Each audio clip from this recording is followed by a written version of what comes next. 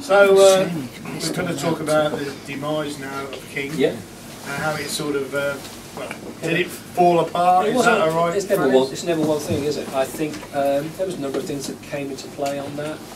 I've already mentioned the record company didn't help. It's like everything. You've seen it with the rugby team, English rugby team, national cricket team. When it's a team and you're winning, everyone's happy. And when there's any differences within that team, when people are asked to do things they don't quite want to do, but you like play out of position, but it'll win us the game, everyone will put up with that. When the team starts losing and things aren't going your way, then everyone starts saying, well, I never fucking like that anyway. I shouldn't be playing there. I'm a striker, I'm not a defender. All this stuff comes into play. And that happened, of course, with King. When we were kind of building to it, I think people were happy to allow a certain sense of profile and how we were perceived to go forward. You know, obviously it was called King. I didn't choose that name. Terry Haynes didn't choose that name. Somebody else suggested it. And we thought it was a good name. We needed a name.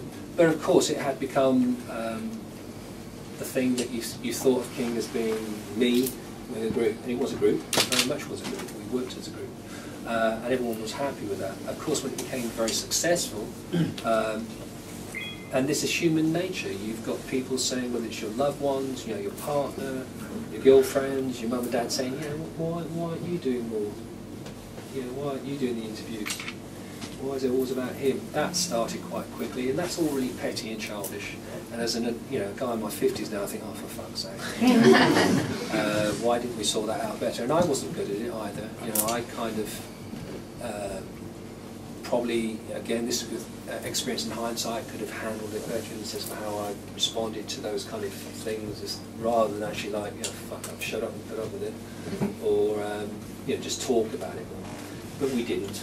But then the record company side of it didn't help, because I think, as we've seen with a lot of other artists' careers, they were still going now. You know for a fact they don't get on, but they're doing it because they're making a lot of money out of it. And there's a kind of justification. Well, hey, I've worked with people beyond King in professional environments that I didn't like. We all do. You get on with it. It's your livelihood. And I think if we'd have had a scenario with King where we believed the record company were going to back it more and there was more to come, I'm sure we'd have worked our ways through it. But it was already clear to us and evident that this label were not going to back him. It was essentially, they just saw it as a kind of very short turnaround singles and it'd be over. So you've got that side of it. So you haven't got even the premise of, well, let's work this out because we're all going to have a life, a career out of this, you know, for the next 20 years.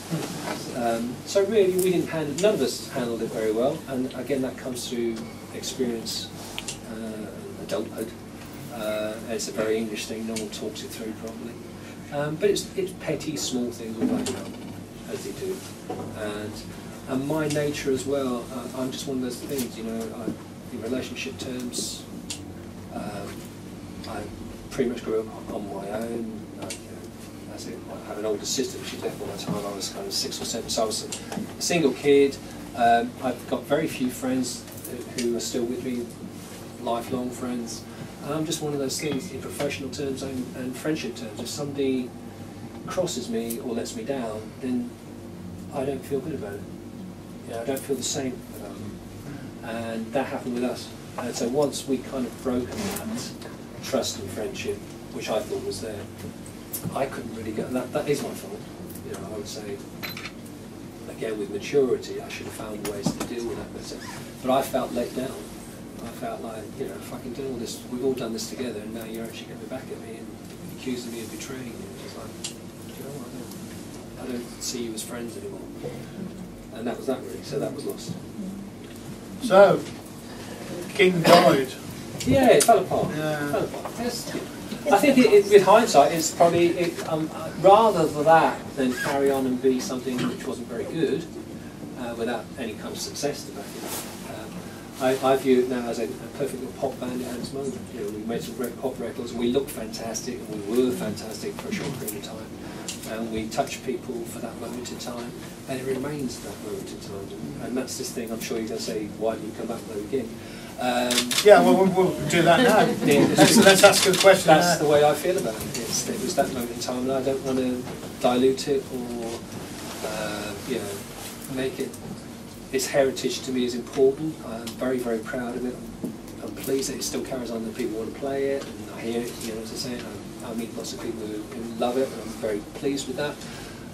But I wouldn't want to actually ruin it, not ruin it, but or make it something that wasn't as strong as it was at the time. That's why it never appealed to me to come and sing with the guys again.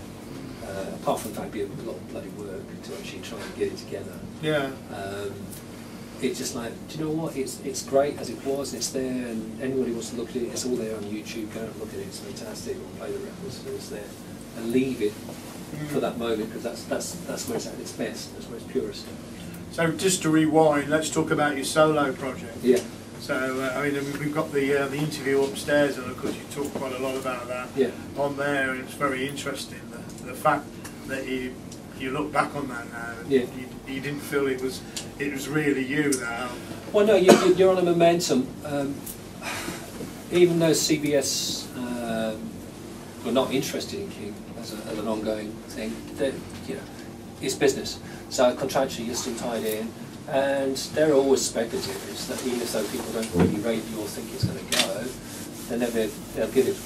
Just cost them in real terms a lot of money. Let's try one more thing, just in case he ends up being George Michael.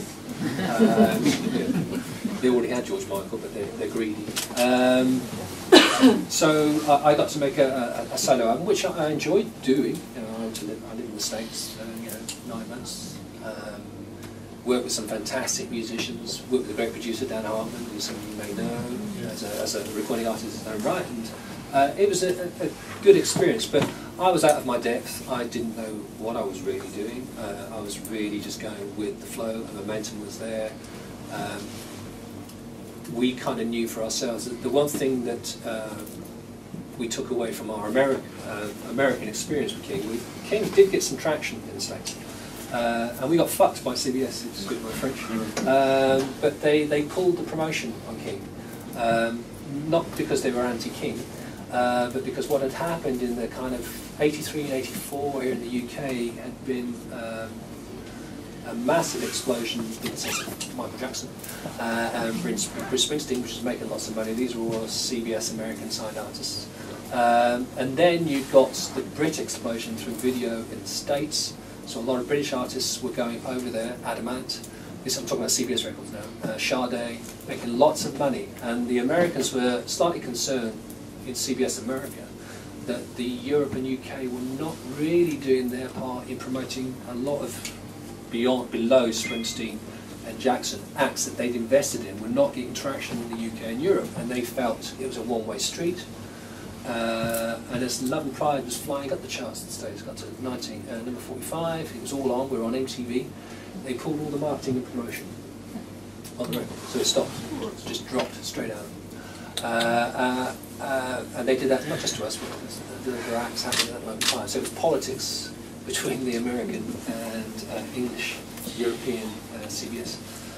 But what we had seen, of course, was so many of our contemporaries flying up the American charts and getting success there. And one thing you need in the sense of a capacity to control your own career in the music industry, or any industry, I guess, is a success. If you're on a roll of success and you're making money, you can start saying how you want to do things. We saw that, Perry saw that, and I saw that. It's just like we need the American market. If we can, what was then 52% of the world's record audience, if you sold records in America, it's 52% of your sales came from there. You'd have enough capacity and clout to go back and say to CBS what you wanted to do, because you just sold 4 million records to listen to. So we thought we needed America, which is why I ended up being in America and making records with amazing American musicians. But I was out of my depth, I didn't know what the hell I was doing. And actually it was a Dan Hartman record, which was very nice. It was a nice album. But I was on it and I was thinking, I don't want to do this. I really don't want to do this. And that's when I began to really think about, okay, well, what do I do next? You can't. It's a bit hard being a pop star. What do you do next? It's not like you come back to Coventry and work at an old voice very easy. You can. but it would be a bit difficult. So I had started looking around as to what I could do next, and MTV in Europe and the UK was a good opportunity for me to get into a whole new career path. Not as a presenter, but more to work in television, which is what I wanted to do. How was that? Because you were there, how many years did you do that? With MTV Networks, quite a lot, but not so many on camera. I ended up I was lucky because MTV was, again, I'm sure maybe you remember it, but up until that time, we obviously pre-Sky television and digital TV, you had your kind of 4 terrestrial channels, and that was it. And also, a bit like your record labels, if you wanted to work in TV, you had to go through those small BBC or ITVs and Channel 4. That was it. And it was a closed shop if you weren't really from a certain background or a certain education.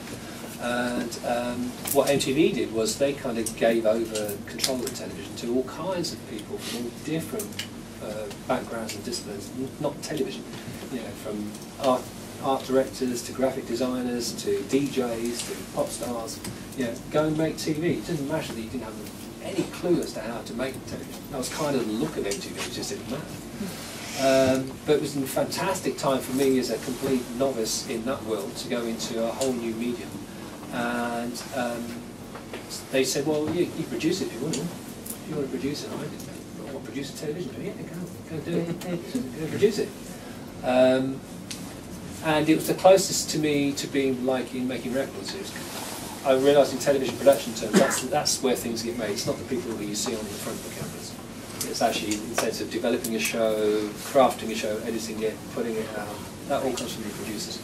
And so I started to work as a producer as well as a presenter at MTV, and then went over to help run departments and channels. I was an executive producer up till 5 years ago in MTV Networks Europe, so I was across kind of 50 million viewers, running channels, working down in Paris a lot, so I have a lot of friends in Paris, based on Last Night's Horror.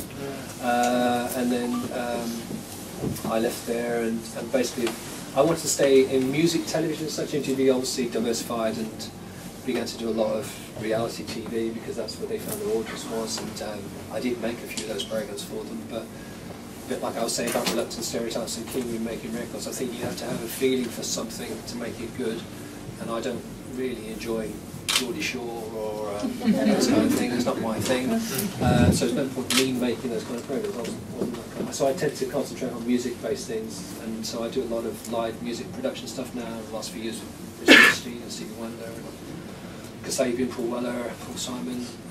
Big events I'll cover and produce, and smaller things I do a lot of interviews, whatever comes up really in that way. And also I've got back into music world in music.